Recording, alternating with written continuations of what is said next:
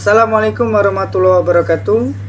Alhamdulillahirabbil alamin. Shalatu wassalamu ala asrofil anbiya wal mursalin wa ala alihi washabihi ajmain. Kepada semua para penonton YouTube Amir Mukmin, hari ini sore di Kota Palembang, saya Idris Palupi akan berbincang langsung kepada sang pemilik YouTube untuk menanyakan perihal karomah. Bagaimana menurut Bapak tentang karomah, Ustaz? Karomah itu yang sekarang lagi viral, dibikin konten. Sebenarnya konten itu salah satu media dakwah juga, tapi karomah itu suatu kelebihan yang datangnya dari Allah, namun tidak bisa untuk dibuat konten.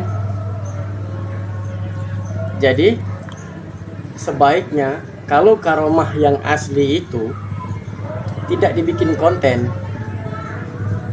karena kalau dibikin konten ya pada akhirnya tahulah sendirilah bagaimana nanti kondisi hati takutnya kan.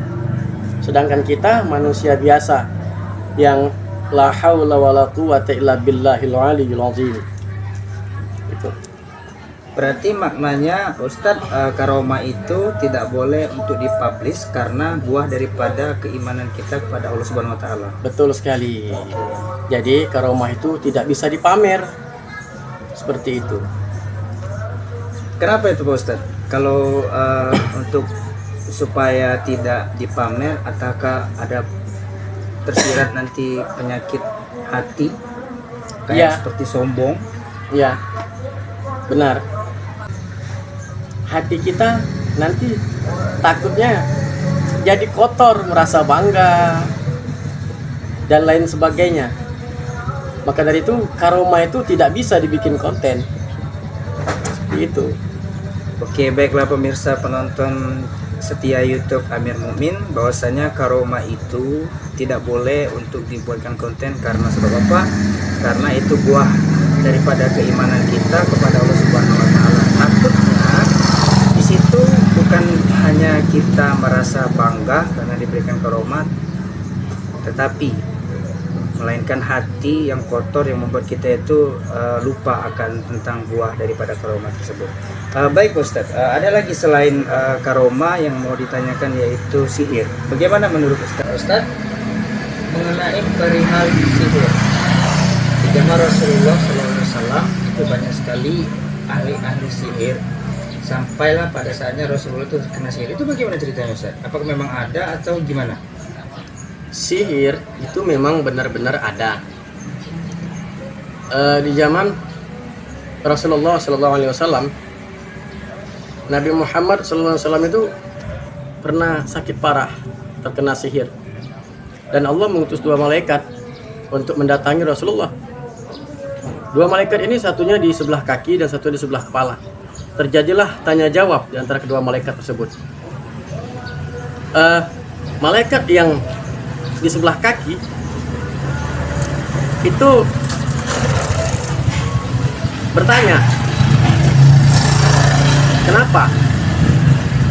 Dan yang di sebelah kepala itu menjawab, terkena sihir, kata malaikat yang di sebelah kepala. Siapa yang melakukannya? Dijawab oleh yang di sebelah kepala lagi, Labid. Lalu yang di sebelah kaki itu bertanya lagi, bagaimana cara orang Yahudi tersebut melakukan sihir? Lalu malaikat di sebelah kepala menjawab, di sumur tua ada kotak kecil di bawah batu. Akhirnya Rasulullah menyuruh sahabat untuk menguras sumur itu. Sumur tersebut warnanya pun sudah aneh. Setelah dikuras, diangkatlah batu itu, ada benar-benar ada kotak kecil yang isinya tali. Jumlah talinya, jumlah simpul tali itu simpulnya ada 11. Nah, itulah asal muasal turunnya Quran surah Al-Falaq dan An-Nas itu kan. Jadi ketika dibacakan satu kali Al-Falaq, lepaslah satu simpul. Dibacakan satu kali lagi, yang kedua kalinya lepaslah simpul yang kedua. Terus sampai 11 simpul tersebut lepas. Artinya memang sihir itu memang benar-benar ada. Tapi sekarang banyak sihir abal-abal yang menipu. Itu pokoknya ya minta ampun kepada Allah Subhanahu wa taala. Singkat ceritanya ada. Benar-benar ada. Maknanya dari zaman Rasulullah itu ada dan sekarang pun ada, tapi sihir abal-abal begitu Ustaz ya? Iya. Oke. Mengenai sihir, bagaimana kita untuk mendangkalnya Ustaz supaya tidak terkena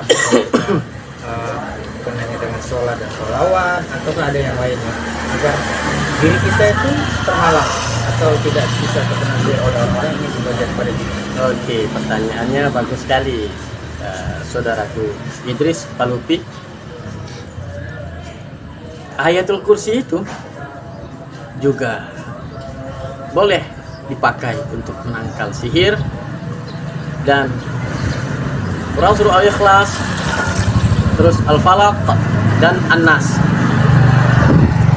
itu juga boleh dipakai untuk menangkal sihir.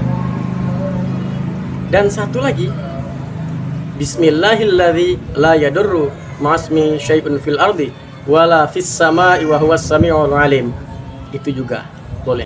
Sepertinya sudah selesai pembahasan untuk pertanyaan tentang karomah dan sihir Pak Ustadz. Kita kembali lagi ke terima kasih untuk semua para penonton channel YouTube Amir Mukmin.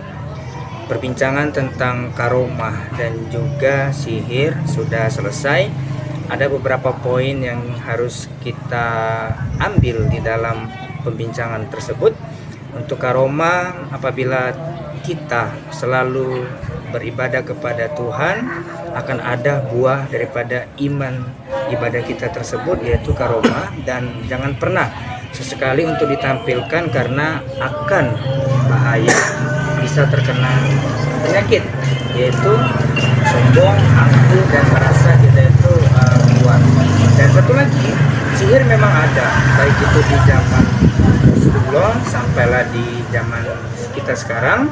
Salah satu untuk mendangkal supaya kita tidak terkena sihir, yaitu bukan hanya beribadah sholat dan sholawat, tapi juga kita perbanyak membaca Quran yang sudah disebutkan oleh Pak Ustadz tadi. Salah satunya Ayatul Kursi, Suratul Falaq dan An-Nas tadi juga.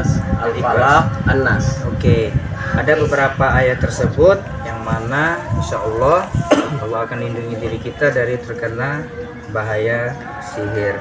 Demikian perbincangan sore hari ini. Satu lagi? Oke, boleh. Apa itu, Pak Ustadz? Ingatlah bahwa satu istiqomah lebih baik daripada 1000 karomah. Kunci dulu. Itu saja perbincangan pada hari ini, dan ada pesan yang disampaikan oleh Pak Ustadz tentang karomah dan juga sihir. Sihir bisa didangkal dengan kita terus beribadah kepada Allah Subhanahu wa taala dan yakin bahwasanya hidup mati kita itu bukan karena sihir tapi juga karena Allah. Dan jadikan istiqomah tempat tertinggi daripada karomah, sebab satu istiqomah itu lebih baik daripada 1000 karomah. Selamat sore, saya Abdul Munim Palupi dan Amir Mukmin mengucapkan Assalamualaikum warahmatullahi wabarakatuh.